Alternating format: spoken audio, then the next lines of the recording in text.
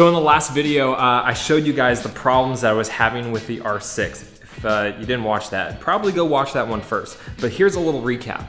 So I've been having some electrical problems with the R6 since I did the aftermarket DRLs in that thing. If you don't know what those are, that video will be linked in the description as well. Every so often, if I haven't been riding the bike for a while, the bike would not start. There would be no power, as if the battery had drained dead. I came to find out that the lights that I put in have a very slight battery drain, which explains why the battery was going dead after I hadn't been riding for a few weeks at a time. It did not explain what happened in the last video. For one, the miles per hour are not accurate. Okay, now, see, look, my freaking bike is spazzing out. This is messed up, man. Look at that, it keeps shutting off. I figured out why that happened. And as much as I appreciate all the suggestions that you guys left in the comments, nobody guessed what happened that caused that problem in the last video. And you're probably not gonna be able to guess it now. We'll get there in a second, but let's get this fixed real quick. So I mentioned that I was gonna swap in the stock battery after I got it charged up. So I could figure out if it was a stator problem or a battery problem that was causing the issues. Both the drain, well, we know what the drain problem is, and all that speedometer flickering action. So I stuck my stock battery on the trickle charger and got it all charged up. It's been sitting unhooked up to the trickle charger for about 2 days now. I'm gonna see how much it's got left to see if it was draining at all, see if it's still in good enough condition to stick in there. I don't wanna keep the stock battery in there. I wanna get a new lithium battery, but in the meantime, I wanna run with this. So we got the multimeter. Get this thing turned on, connect it over here, and looks like it's at about 13.3, which is exactly where it should be. So after we get this battery in there, we can get the bike started, see what kind of power it's putting out at that point, so we can tell if the stator or the charging system is working at all. If the voltage goes up, we're all gold, and we can just swap a new battery in there. If not, then we have a problem, either with the stator or with the regulator rectifier. Hopefully that's not the problem, but I don't think it is, because here is what happened in the last video. So you guys did give a lot of good comments in the last video, giving suggestions or thoughts on what you thought the problem might be. One of the things that I found, and after doing some more research on my own, was that lithium batteries do not like being charged from completely dead. They need to be slowly charged up before they can be charged at the rate that they get charged on your bike when it's on and running. They also can't charge on the battery maintain either from being completely dead. So my strategy there was I was going to take the lithium battery that was in the bike out, connect it with jumper cables to the stock charged battery so that we could get some voltage on the battery so that the charger would read power on there. I could get it charging a little bit and then disconnect the stock battery from the lithium battery and then just keep charging as normal. From what I read online, that should work. However, I didn't get that far because when I took out the battery from the bike, I came to discover what caused the problem in the last video. This is the lithium battery, and you probably can't notice anything wrong now, but one, this is about a 1/4 inch higher than it was before. And that's not supposed to be like that. The battery literally started melting inside my bike. You can see the whole, yeah, this is practically melted into this. It was about a 1/4 inch thick. Now it's completely flat. You can see all of this crackling here where it was starting to melt. And, ooh, geez, yeah. I don't know if you guys can see this. This is completely bubbled up here on the bottom. So, yeah, this battery is no good. I did a lot of reading up after I found this, and I figured out exactly what was going on. So here's a little timeline on what went wrong with my R6. Number one, I switched from the stock battery to the lithium battery. Not really anything that went wrong, you just kind of need to know it for the story. Moving on, the second thing I did was install the aftermarket DRL light strips. Those are awesome. The only problem is they have a slight battery drain, so even when the bike is completely off, they have a slight drain on the battery, which is fine if you ride every day because you're constantly charging that battery. But for someone like me who's got 5 bikes over there, I don't ride every bike super often. So when I did, it usually was a couple weeks after I'd last ridden it, and if it was longer than that, the battery was dead. So then I had to jump it, which I learned from my research is not so good on a lithium battery, and it wasn't able to charge well when I did that. Number 3, where things start going wrong. Because the battery kept dying, I kept jump starting or push starting the bike from basically dead, which over and over is not good on these batteries. Now this was fine before when we lived in our previous house because I could just stick it on the charger. But with the whole move process, I didn't have my charger out, it was packed away. And so when we were at Abby's parents' house for a month, I did not have the thing connected to a battery maintainer. And so I push started it twice, I think, while I was there.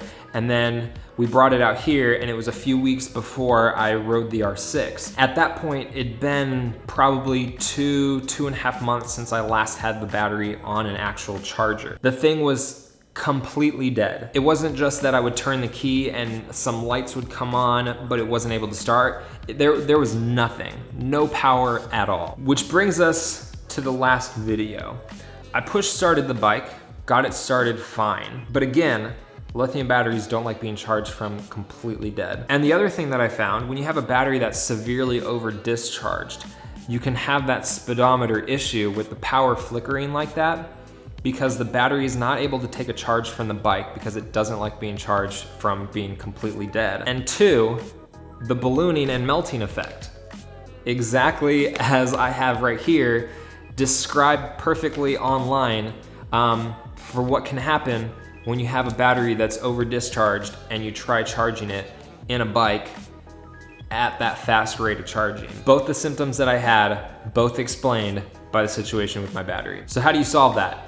Well, 1, make sure you keep your battery charged and don't have stuff that's draining the battery. Or if you do, make sure that it's on a battery maintainer when you're not riding it. I guess that's kind of it. I'm sure you guys want to see me ride and see if this battery fixes things. So I'm gonna get the stock battery put onto the bike. We'll get it rolled out.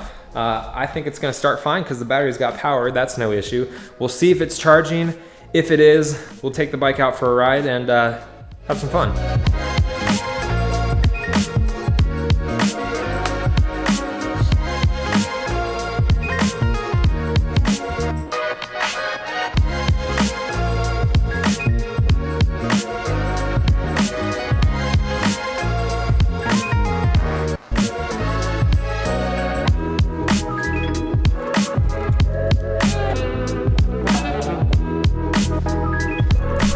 All right, so now it's the moment of truth, seeing if this thing is actually starting, figure out if we have a stator problem or not. Crossing my fingers on this. Now, I'm gonna get this connected, show you guys the starting voltage. And if the charging system is working as it should, when I start the bike, it should jump up to like 14.5. Shouldn't have any problems starting this thing, but let's see what we got. Lights on perfectly, no flickering. And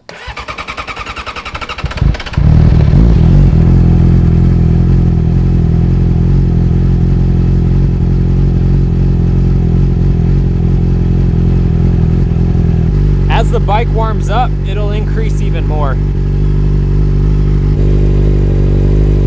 No problem with the charging system. It was literally just the battery getting over discharged. So I'm gonna get the seat put back on and we'll take her out.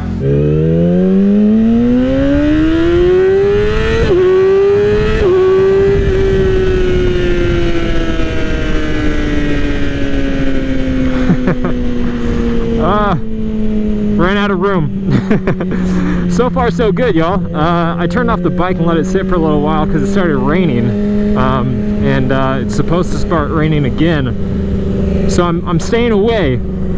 I see storm clouds there. I see storm clouds back over that way. There's a little bit this way, but I'm like shooting towards all the sunlight. And hopefully I can make it back home later before I get poured on. I think I mentioned this, but like every day since we've been here, there's been a chance of rain. Almost every day. It's really strange. I asked Heather and Chase if that was normal for here or if it's just been oddly wet lately, and they said it's just been really wet. So I don't know. There's some sunlight. I guess I could shoot that way, but that would be taking a little bit of a risk. So I did notice one thing though. The DRLs are off. I think I must have blown the fuse for those with all the push starting and the stop and go and the speedometer junk last time and the battery misbehaving. So I'm gonna have to check that. I don't know where the fuse is on that, but if it has a fuse, I sure hope it does. It might just be the stock fuse, in which case I don't know what else powers or what else that fuse runs to.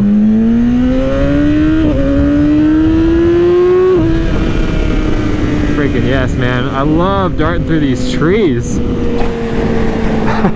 That little kid in the bushes. I don't know if you could even see him. I barely saw him before I was past him.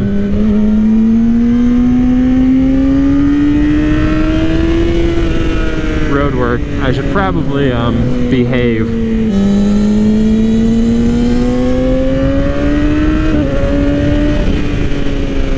Bump. Oh, not bad. But yeah, at least I know all of the problems that we've got. You're probably asking now, and I'm sure some of you who haven't used a lithium battery are thinking right now, boy, lithium batteries sure do suck. I'm never buying one of those in my life. And that would probably be a fair reaction. I guess it's a downside. I feel like there should be some sort of fail-safe for that to happen. Like, it shouldn't just be, oh, well, if you drain your battery and then push start it, it could just end up ballooning and exploding.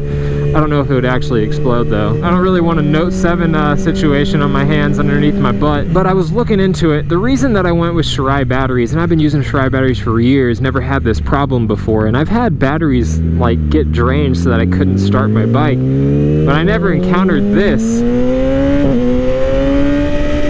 But the reason that I chose Shirai for the lithium battery that I went with is, one, because I really like their I wouldn't necessarily say proprietary, but it is proprietary because it only connects to their batteries, but their battery charging system, and I know there's other charging systems that you can use that are just generic and will connect to any old lithium battery. I don't know, I like their battery management system, and I read into them and people had a lot of good things to say about them, and their customer support is amazing. I can't tell you the number of comments that I was reading. Oh, I should probably turn around. No, okay, I'm getting rained on now. At least, yep, getting rained on. Okay, why was I not paying attention? Those are storm clouds. I should head away from those. Well, now, what? Okay, this is strange. Now the sunlight is behind me.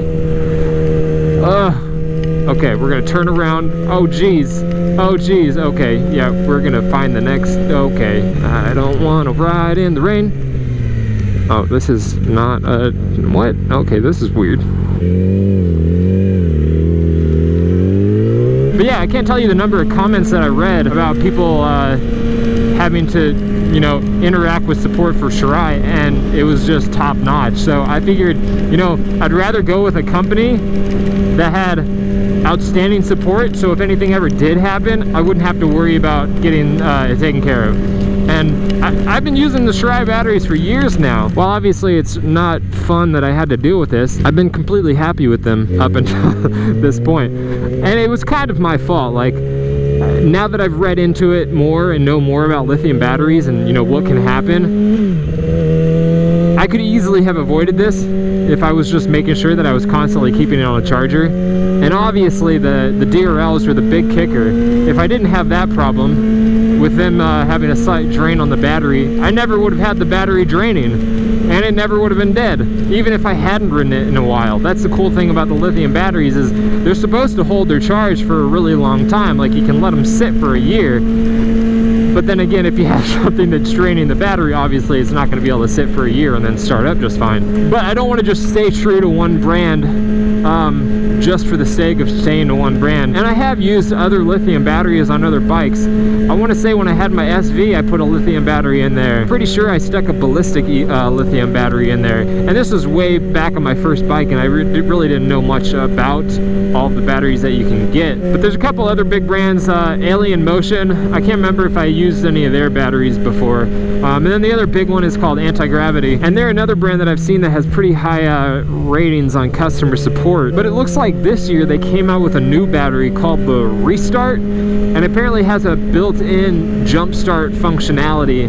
and it can like keep track and monitor voltage levels on the battery. So if it gets too low, it'll put the battery into a sleep mode, and it won't drain any more battery, and so it'll hold at that level so that one, the battery isn't over discharged so it can be charged just fine, and two, it has enough so that it can start your bike after it's been sitting. So I've been thinking about checking out their stuff and switching to one of those batteries. I saw someone make the point that, you know, what difference does it make? You know, you may be saving a few pounds, but that's not gonna make any difference in the grand scheme of things. And that's a fair point to make. Like, a couple pounds on a bike is not gonna make any difference that you're gonna be able to tell in everyday riding or even on the track. But the way that I see it is it's more as part of weight savings in general. Like, doing all the things that you can do to shed weight from your bike is what will make a difference, not necessarily one thing here or there. I don't know if I've even mentioned it, but with all the stuff that I've taken off my bike and swapped on my bike, I've shed about 20 to 25 pounds on my bike, which is a significant difference. Like, that's nothing to shake a stick at. That's something that actually could make a little bit of a difference. 25 pounds on a bike that weighs just 400 pounds or thereabout is a significant difference. So if you're doing all the different things you can do for weight savings, then those extra few pounds you get from the battery are a pretty significant part of that. Okay, I'm still getting rained on. There's sunlight ahead.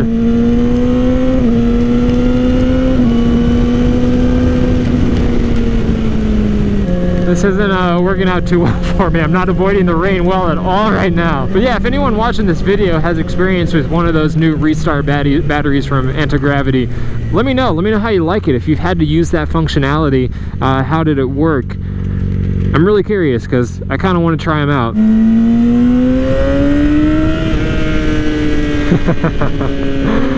Oh man, I love this bike. By the way, I wanted to let you guys know I'm running a little bit of a sale on some stuff on my website, motonosity.com/shop. All the things for the custom design that I did for the Texas meetup last year, the stickers that I made, and the shirts that have the same design on it. All of those things are on sale right now for 40% off. So if you want to grab one, go check out the website. It'll be linked at the top of the description. Oh dang, that is, oh crap, that is pouring. Alright guys. Jeez. It's been a while since I've ridden in pouring rain. Back when I commuted, oh yeah. Yep, it's been a while since I've encountered this. Back when I commuted on my motorcycle, when I was still working a regular job, I would, you know, sometimes get caught in the rain. It was just the nature of the beast. But now that I'm doing YouTube full time, as I have been for, wow, has it been like 3 years now? Holy crap, dude. This is awful. Oh my gosh. What the heck? I did not take the right direction. I'm getting soaked. No. No, I'm so wet right now. Why are we stopping? Why are we stopping? Oh, are you, gosh dang, come on people. Apparently I did not know how much of a downpour this was gonna be. I'm really wet. I'm just gonna have to take off all my clothes in the garage when I get home. Do I keep that in the video or nah? But I hope you guys enjoyed the video. To everyone that was wondering what was up with my bike, now you know. I hope it helps out any of you guys that end up encountering any problems. Any of you guys that have a lithium battery or were planning on getting one. Now you know what you shouldn't do. So yeah, make sure you hit that like button if you enjoyed the video or if it helped you out. You guys have been awesome. I've been Motonosity. Remember, life's better with horsepower. Keep life lived. and I'll see you guys in the next one.